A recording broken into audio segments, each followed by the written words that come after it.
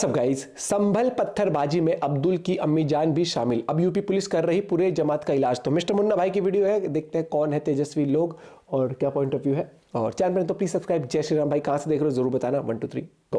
ताकत का एहसास कराइए और ताकत का एहसास कराएंगे जो ये पत्थरबाज है सड़कों पे आपके लिए झाड़ू लगा करके रास्ता साफ करते हुए दिखाई देंगे। अब पत्थरबाजी का आरोप लगा। कुछ नहीं मालूम करते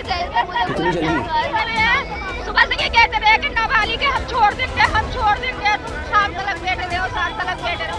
सुबह से 7 बजे की आई भी बैठी हूँ, मार्कशीट जमा कर दी मैंने। लगता है बाबा जी ने कुछ तगड़ा ही ताकत का एहसास करवा दिया है इन पत्थरबाजों को। जैसे सीएए के टाइम पर कानपुर में एहसास करवाया था, वैसे संभल के पत्थरबाजी में या वहां के हिंसा में कुछ अलग टाइप के लोगों का भी हाथ था, जो वीडियो में आपको आगे पता चलेगा। उनके खतरनाक मानसिकता थी। उस मरने वाले मृतक परिवार के लोगों के पास जाएं, उनसे पूछें कि तौकीर रजा साहब स्वयं आपके पास आए क्या।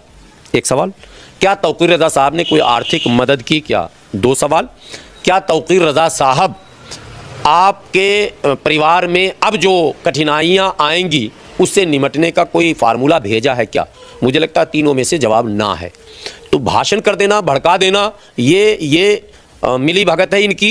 देश में ऐसे लोगों का मैं विरोध करता हूं। सड़क पर आ जाएंगे, क्यों आएंगे सड़क पर।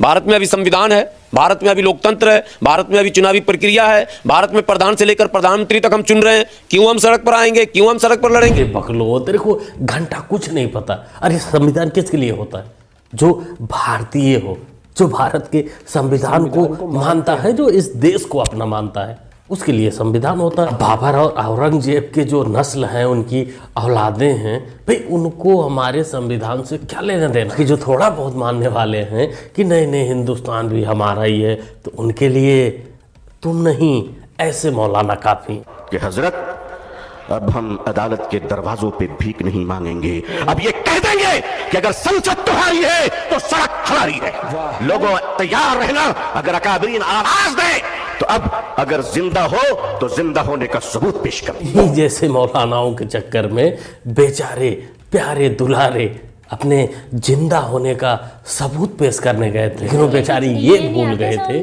कि वो जहाँ सबूत पेश कर रहे हैं वो कोई और स्टेट नहीं, उत्तर प्रदेश है, बाबा जी के कंट्रोल में है। वहाँ सबूत देखने के लिए बाबा जी पिछवाड़े में ताबूत डाल देते हैं, बाद में वसूली भी करते हैं तुमसे ही।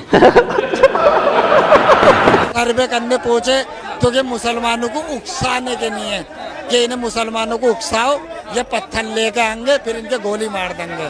जब तुम किसी को भी उकसाओगे ना, तो भाई 1000 अगर मुसलमान है, सबके दिमाग एक जैसे तो नहीं है नहीं। कुछ गर्म भी होते हैं, कुछ ठंडे भी होते हैं। अब एक बताओ, जब उनके दिमागों में डाले यार तुम्हारी मस्जिद पे कब्जा हो जाएगा तो वो क्या करेंगे भाई, वो तो पत्थर ही मारेंगे। वास मदरसा छाप ज्ञानी। इसीलिए सरकार बोलती है कि बेटा पढ़ाई लिखाई थोड़ा कर लो। नहीं, तुम लोग मानोगे ही नहीं। तुम लोगों को लगता है कि नहीं पत्थरबाजी में थोड़ा क्रेज अच्छा है, अपॉर्चुनिटी अच्छा है उसमें। जाहिलों, उत्तर प्रदेश की पुलिस यही तो पता लगा रही है कि तुम लोगों को उकसाया कौन था, तुम प्यारे प्यारे बच्चों को उकसाया कौन था। तुम लोग पत्थरबाजी कर दिए थे, पुलिस वालों पर पत्थरबाजी कर दिए थे, यही तो पता लगा रही यूपी पुलिस। उसमें दिख रहा है कि एक पुलिस के अधिकारी जो हैं वो ऐसे चलाकर गन दिखा करके फायर कर रहे हैं। एक बात बताओ, पहली बात तो ये है, हमें आत्मरक्षा का अधिकार है। हम कोई मरने के लिए भर्ती थोड़ा ही हो रहे हैं पुलिस में। अगर भाई हम इनसे मार देंगे, हम मरने के लिए भर्ती हो रहे हैं क्या पुलिस में। अरे भैया हमारे बच्चे हैं, परिवार है, पॉइंट हमारा परिवार नहीं है। ऐसे कर देते हैं इनके लिए ये एक पढ़े लिखे आदमी को और एक इस तरह के जाहिल मार देंगे। बात तो बड़ी गहरी बोली है सीओ साहब ने कि भाई एक अनपढ़ और एक पढ़े लिखे को कैसे मार सकता है, वो भी पत्थर से। देखना दोस्तों, जब जांच हो रही है, अभी धीरे धीरे पोस्टर भी आ रहे हैं, लेकिन आने वाले समय में जब आपको दिखेगा, जब आरोपी दिखेंगे, तो उसमें ऐसा कोई आरोपी नहीं होगा जो अच्छे घर से हो, पढ़ा लिखा हो या किसी नेता या मौलाना का लड़का हो।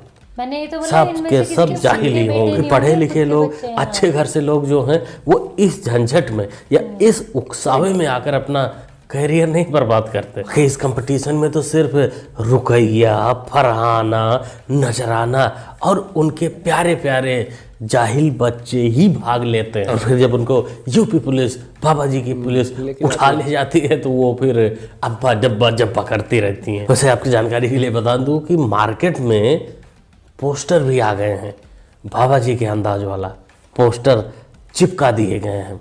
अब उनसे वसूली भी की जाएगी, डंडा भी डाला जाएगा। हाँ, कोर्ट वाले अंकल अगर बीच में डिस्टर्ब करने ना आ जाए तो। और बीजेपी का वोट बैंक बताऊं, इनके बीजेपी के वोट बैंक है टीबीबी। टीबी समझते हैं? टीबी, फिर एक बार और बी कह दो, ठाकुर बाभन बनिया। जैसे हमारा एमवाई है, एम मुस्लिम वाई यादव, वो मैं सब पढ़ा दे रहा हूं, मुझे आता भी सब कुछ, इसलिए कोई दिक्कत नहीं, आपको भी पता। टीबी घातक है, टीबी का वोट बैंक जो है वो घातक है इस देश के लिए, बीमारी की। मनोज यादव, अखिलेश बाबू का नंबर 2 वाला बकलोल प्रवक्ता। अरे नंबर 2 इसलिए कि नंबर 1 पर अभी भी अपने भदौड़िया जी काबिज है और वो रहेंगे। इसको टीवी चैनल वाले ने कुछ दिन पहले बैन कर दिया था कि ये बकलोली करने टीवी पर नहीं आना चाहिए, लेकिन आजकल ये दोबारा आ रहा है जातिवाद करने। इसको लगता है कि ब्राह्मण और बनिया खतरनाक होते हैं, ये वायरस होते हैं, ये एक बीमारी है। वोट तो सिर्फ मुस्लिम और यादव ही दे सकते हैं। कितना गवार हो सकता है, जाहिलियत की भी हद होती है। वैसे इस बात के लिए हम तो इसको सम्मान करना चाहते हैं, लेकिन कमेंट बॉक्स में जूता चप्पल वाला ऑप्शन है नहीं, तो इसलिए आप लोगों से रिक्वेस्ट है कि बातों के बाण से 2-4 डोज इसको दे ही दीजिएगा कमेंट बॉक्स में। जब मुंबई में बम हमला हुआ तो राहुल गांधी रात को पार्टी कर रहे थे। गुड़गांव के फार्म हाउस पर लड़कियों के साथ नाच रहे थे। अखबारों में छपा है मान्यवर, अखबारों में छपा है। नाचने गाने का तो शौक अपने पप्पू दादाजी का पुराना है, और उस समय तो ये दिल तो बच्चा है जीता इनका। लेकिन आज भी इस उम्र के पड़ाव में कभी कभी इनका नाचने गाने वाला उबाल मारता है। बुढ़ापे में भी इनके वो जवानी वाला असर दिखाई देता है। ये देखो 100 दिन से ज्यादा हो गए।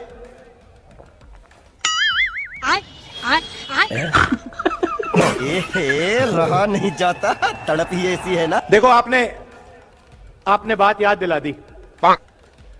मैं कुछ और कहने जा रहा था, आपने डाइवर्ट कर दिया।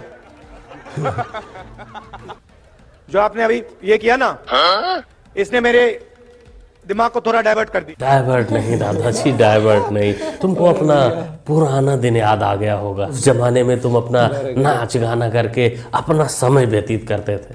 आज के ज़माने में कॉमेडी कर कर चमचों को आराम देते हो, चमचों को खुशी देने का प्रयास करते हो, जो का मनोरंजन करते हो।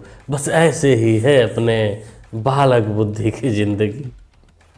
आप तो सनातन के लोगों को नहीं, आप बोलिए। फिर आप बोल रहे थे, आप बोल लीजिएगा मेरी बात में। हमारे यहाँ कथा इस बात से तुलती है कि वो 5 करोड़ रुपया लेते हैं, इसलिए कथावाचक हैं। ऐसे कथावाचक भारतीय समाज को नहीं चाहिए। कौन लेता है 5 करोड़ कथा सुनाने का? नहीं, नाम ले लेंगे ना तो क्लियर हो जाएगा, वरना संदेह हो जाएगा। अरे सर, 8 करोड़ रुपए और 10 करोड़ रुपए लेने पे मेरा कोई ऑब्जेक्शन नहीं है महाराज। नहीं, आप ठीक कह रहे हैं, लेकिन आपने सारे को टारगेट किया ना, वो गलत हो गया। मैंने फिर वही कहा, आप ऐसे टोकेंगे तो ठीक नहीं होगा। मैं अपनी बात कह दूं, महाराज जी कह दीजिएगा, मैंने कहीं सारे नहीं कहा। मैंने कथावाचकों में एक आदमी के बारे में बोला और वहां लाके खड़ा किया। अभी कल आपने झूठ तो बोल ही दिया, जब बिना नाम लिए आप कहते हैं ना कि 4-4 करोड़ लेकर कथावाचक कथा सुनाते हैं। अब आपने खुद कहा अपने मुंह से कि मैं कथा नहीं सुनता। अब कथा नहीं सुनते आप तो कथावाचकों के भाव को कैसे समझेंगे? इसलिए भैया पहले सुनना सीखिए, फिर सुनाना सीखिए। देखो जी, जहाँ तक मुझे लगता है कि ये दोनों अपने अपने क्षेत्र में माननीय और सम्मानीय हैं, इसलिए दोनों को आपस में झगड़ा करने के बजाय, उल्टी सीधी बातचीत करने के बजाय धर्म की रक्षा पर मिलजुल कर ध्यान देना चाहिए। बाकी अनुराध्याचार्य में एक चीज़ तो बहुत अच्छी है कि वो सामने वाले उनको कुछ भी बोले, लेकिन उनका स्वभाव है कि वो सामने वाले के ऊपर गुस्सा नहीं करते, बहुत ही प्यार से जवाब देते हैं। बाकी अगर हमारे फायर बाबा बागेश्वर जी होते तो वो सीधा बोल देते, हाँ हम लेते हैं, देना है तो आ जाओ, चलो पर्ची कटवा देते हैं 6 करोड़ का। क्या कहना चाहेंगे दोस्तों आप लोग, कमेंट करके बताइए।